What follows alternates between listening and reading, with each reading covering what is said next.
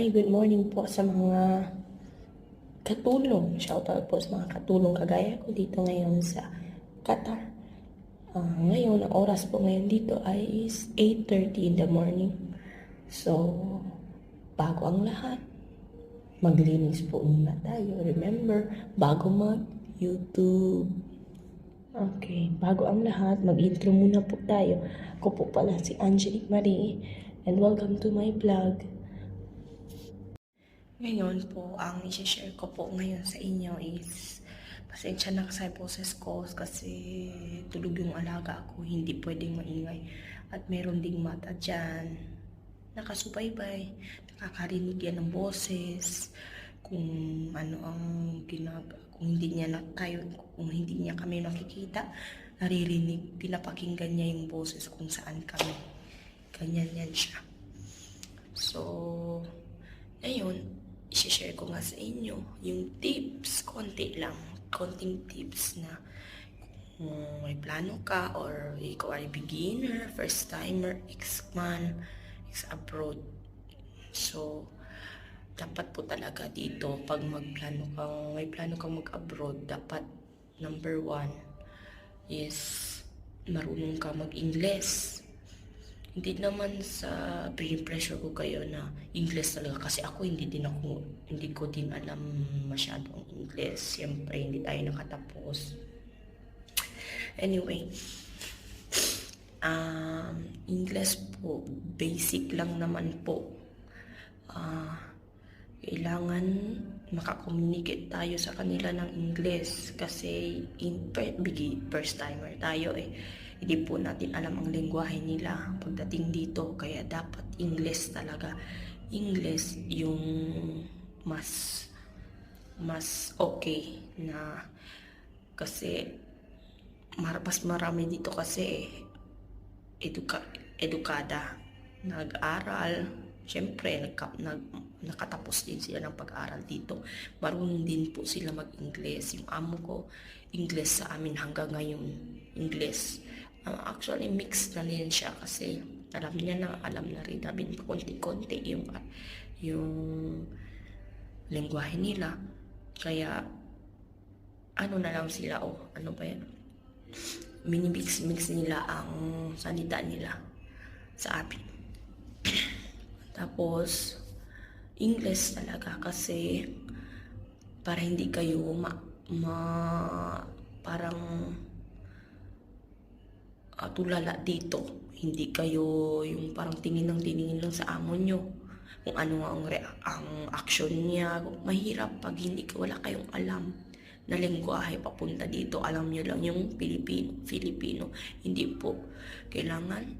Hindi po laging may kasama tayong Pinay na makaka-translate po sa atin. Meron din po yun nga, meron din akong nakasalamuha dati na hindi po talaga siya marunong mag-Ingles. Filipino lang po talaga. Tapos, ang hirap nila sa bahay, parang naiinis na yung amo sa kanya. Kasi, para silang pipi na action lang talaga. Kaya, pangit din po ganun. Kailangan po, marunong po tayo. Ako, kahit nag-aral ulit ako sa Pinas ng English, 1 buwan, pero kulang pa rin. Parang wala din ako doon natutunan eh.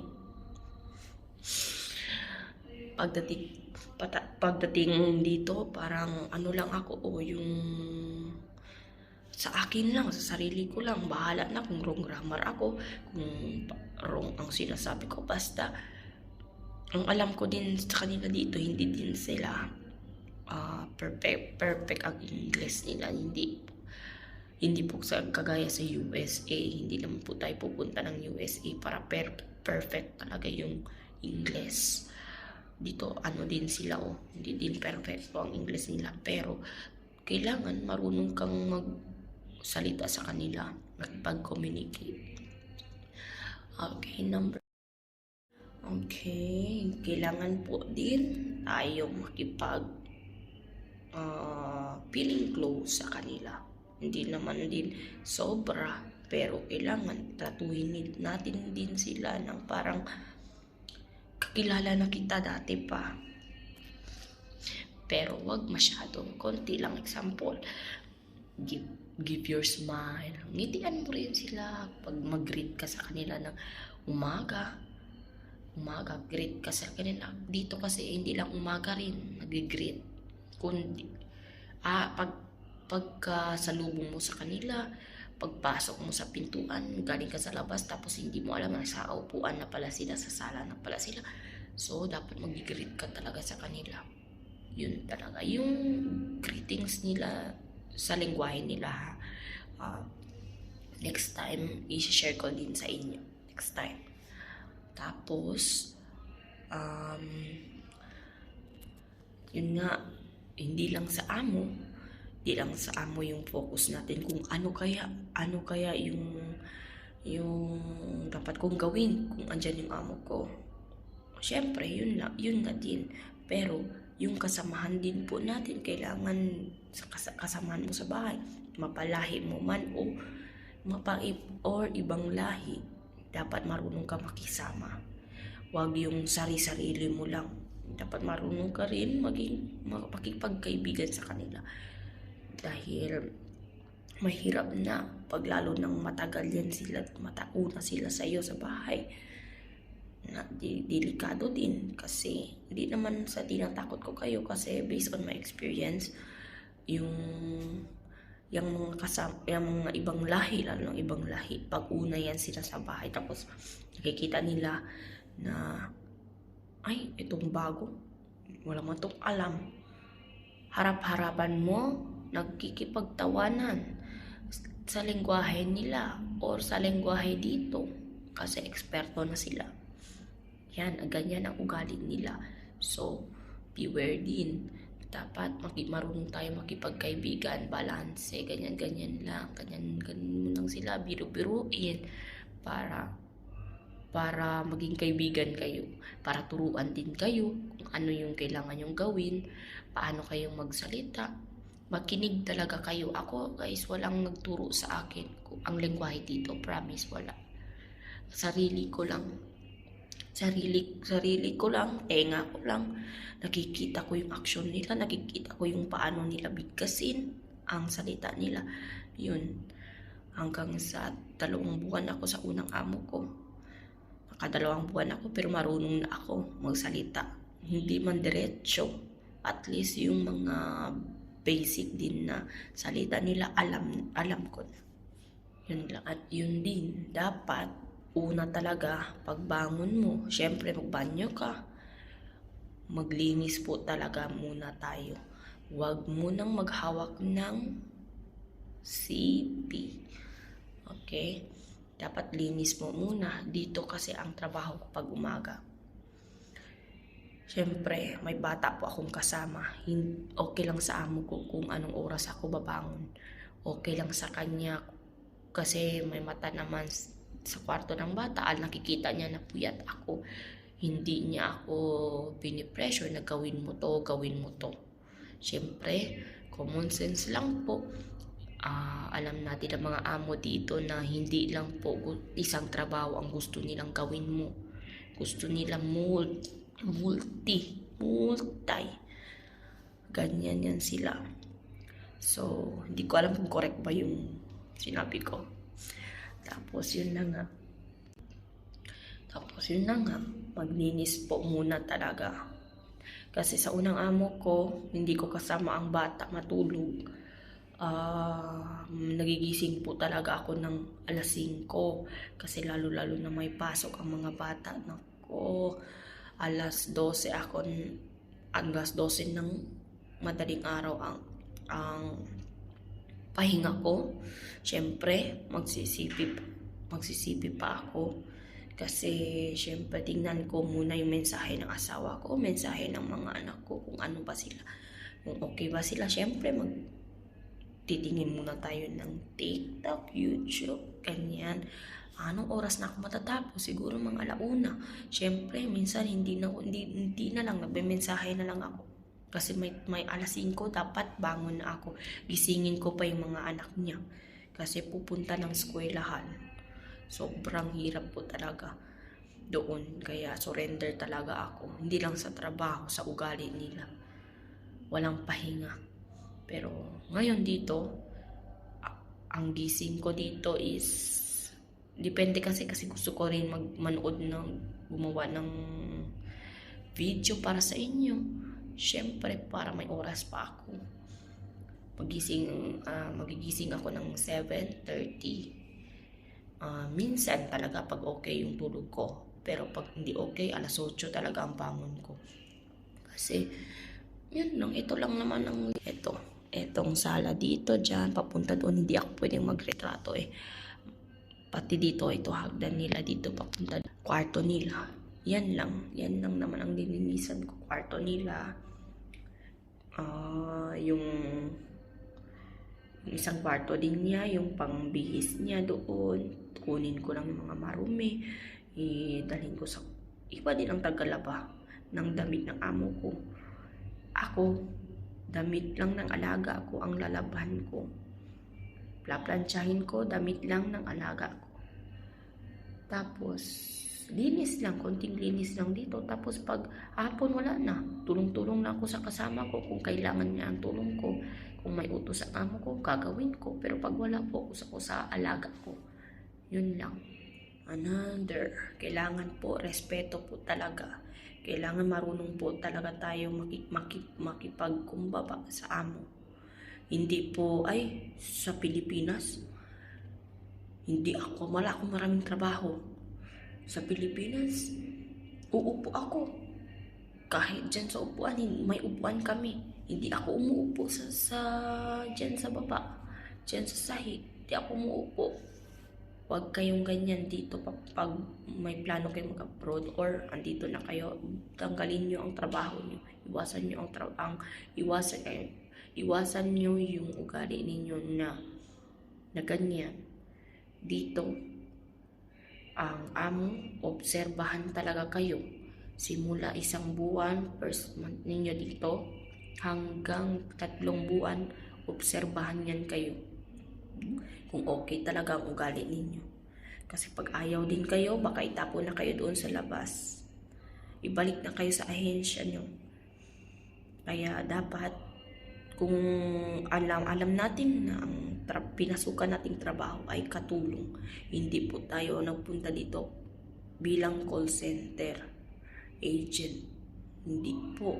Or doon tayo sa opisina magtatrabaho.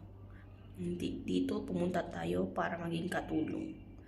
Katulong, hindi mo ibig sabihin na linis lang ako. Hindi. Pagdating mo dito, may possible na turuan kang magluto. Magluluto ka rin. Tapos may mga anak pa. Example, may mga anak pa na 7. O, anong gagawin mo? Isa ka lang. Dapat marunong ka rin madiskarte para may pahinga ka. Ganun. Hindi po kung example ganyan ang maraming anak, tapos ikaw lang mag-isa, hindi ka basta-basta, ayoko na magtrabaho, uuwi na ako ng Pinas. Hindi. Obserbahan mo muna yung trabaho mo paano. Kasi alam naman din nila na dapat may pahinga tayo. Kahit 2 oras sa hapon, ganyan, pahinga talaga, dapat. Yun nga. Hindi nga, dapat din mag-ingat din po tayo kasi may amo din kasi na obserbahan nga tayo talaga. Lagay-lagay ng mga pera nila dyan sa upuan, sa baba ng upuan, ganyan. Kasi dito, hindi lang naman taas ay sahig yung lilinisan natin. Pati upuan nila, lininisan din po natin yan. Trapo man or hindi basahan, hindi masyadong basa. Pero punas-punasan natin. Minsan kasi natatapon yung mga tsokolate dyan, mga chichirya dyan. Kailangan punasan po natin yan. Yun din ang experience ko sa unang amo ko. na naglalagay po talaga siya ng pera sa baba ng upuan, sa foam, doon sa pag-open mo ganyan, pag-open po ng upuan, yung pag-upo talaga foam, hindi ko alam kung paano yun, paano sabihin yun, basta yun na yun, siguro may idea kayo kung paano yun, ini-imagine nyo ba, naglalagay po siya ng pera doon. Yun lang ang pinaka-ayaw ko sa kanya, kasi paano kung anak niya, kasi yung anak niya mahilig bumiling online, order lang, nang walang permiso sa kanya. Dalagita kasi yun eh, bigla lang kuha lang ako ng tawag siya sa akin, kukuha ako ng order niya sa labas. So pera ng nanay niya yun. Yun mga nakatagong pera dyan. Yun ang kinukuha niya. O syempre yung amo ko, alam niya ng pera, may pera doon, tingnan niya yan. Nawala, o tatanungin kami. Siyempre, sasabihin ko sa kanya, wala akong pera, hindi mo, kahit tignan mo pa sa bag ko, bago lang ako sa bahay mo, di ba? Wala akong perang ganyan, kagaya ninyo. Nakita ko dyan, may nakita ako, pero andyan lang yun kanina. Tanungin mo yung anak mo, siyempre pinangka ko siya. Tanungin mo yung anak mo kasi may kumuha akong kaninang order doon sa labas na cash yung binigay niya. Tanungin mo siya. Wag lang kami kasi kami pera lang ang sahod lang namin, ang habol namin dito. Pumunta tayo dito sa abroad, sahod lang ang aasahan natin. Wala nang iba. Syempre yung bigay-bigay nila, thank you. Pero yung mga nakalagay-lagay dyan or minsan sa damit ng tatay natin, sa amo nating lalaki dito, minsan meron yan silang pera sa bulsa na maglalaba kayo. Lalabahan nyo yun. Dapat i-check nyo muna yung bulsa ng amo nyo. Minsan may pera yan. Siyempre, wag mo rin ibubulsa. Baka ibubulsa mo rin. Joke. Alam naman natin ang mga Pinay na hindi tayo ganyan. Tayo mga Filipino, hindi po tayo ganyan. So, pera nila yun. Isaulit natin talaga. Wag po ibubulsa kasi wag nyo po ipapahamak yung sarili ninyo dahil sa 100 nila dito. Dapat po maging honest po tayo. Dapat yun talaga kasi isipin natin may pamilya tayo sa Pinas na naghihintay ng sahod natin tapos malaman nila ay nangupit pala yung anak ko sa abroad, sa amo niya. OMG. No. Wag po, nakakahiya po talaga yun. Kakahiyang gawin yun. Anyway, kung nakikita niyo naman na umiinom ako, nagtsatsaa muna po ako sa umaga kasi parang mahangin po yung tiyan ko eh. Parang bloated po ako ngayon. Yung tiyan ko bloated. Hindi ko alam. Sa AC ba or hindi ko alam. Tapos nga ngayon, ayun nga, thankful ako na dito sa amo ko ngayon. Naka-adjust na po ako. Hindi po mabigat yung trabaho ko dati. O bago-bago pa lang ako dito, hindi ko pa alam paano mag-adjust sa trabaho ko. Syempre bata po talaga. Ang alaga kong bata na yan, ngayon 1 taon na, malapit na siya magdadalawang taon. From the first beginning, ako talaga yan. Sa akin talaga yan. Bagong labas siya sa ospital, parang ako na yan. Hawak-hawak ko na yan ng bata. Katabi ko na yan matulog hanggang ngayon. Parang anak ko na rin yan po. Kasi ngayon, okay na siya. Okay na ang tulog ng alaga ko. Pero inuubo-ubo pag may sakit. Yun lang ang problema. Pero all in all, naka-adjust ng sarili ko, naka-adjust na yung katawan ko. Ngayon, pag next time, isa-share ko sa inyo yung itsura ko din dati. Sobrang payat ko. Ngayon, okay na ako. Nag-raise na ako ng kilo. Almost 2 kilo. Yay! Okay. So, hanggang dito na lang po tayo next time. Check it out. May share pa po ako sa inyo. Marami pa. So, please subscribe and hit the notification bell. Don't forget to be notified. Bye-bye.